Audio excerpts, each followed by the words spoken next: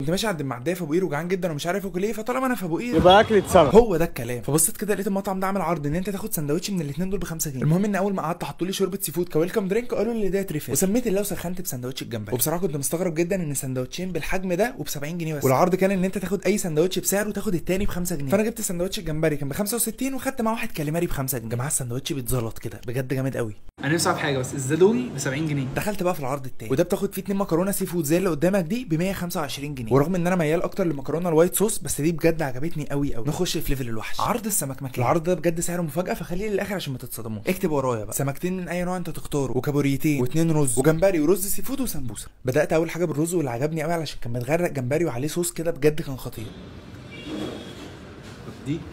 طب ده ناخدها ازاي يعني؟ المهم بعد كده دخلت في السمكه وانا اخترتها سنجاري قاروص، وكمان اخترتها تكون محشيه بطارخ وجمبري، وانت ممكن تختارها اي نوع انت عايزه على حسب السعر، وممكن كمان تختارها حشو عادي. بصراحه بعد كده رجعت للرز تاني. يا جماعه الرز بجد خطير، ويا سلام بقى لو تاخد معاه الصوص بتاع الجمبري والبطارخ اللي محطوط بقى على السمك السنجاري بجد بينقله في حته بص على 10 اكاد من فرطي الجمالي ازو. وهنا الحمد لله بعد طول معاناه قدرنا نوصل للحم بتاع السمكه، لان هو حرفيا ترسها لك من فوق حشو. وبصراحه من وانا صغير متعود ان انا باكل السمك بالرز، فخدت السمكه مع حته الجمبري بالرز.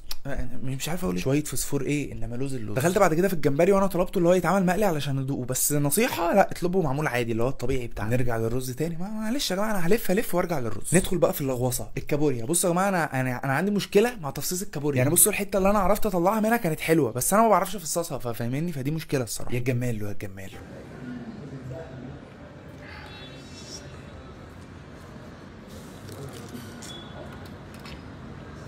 دخلت بقى بعد كده في حاجه بالنسبه لي اختراع، سمبوسك محشي سي فود. وبصراحه كده حته السمبوسك اللي محشي سي فود دي حرفيا نقلها في حته ثانيه خالص. يعني انا اول مره ادوق الطعم ده بجد خطير.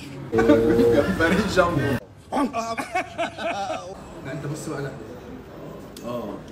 بص ده دي البهاريز صح؟ ده خطير. بهاريز ده خطير. بهاريز دي. يلا بقى اتكل على الله. خلاص بقى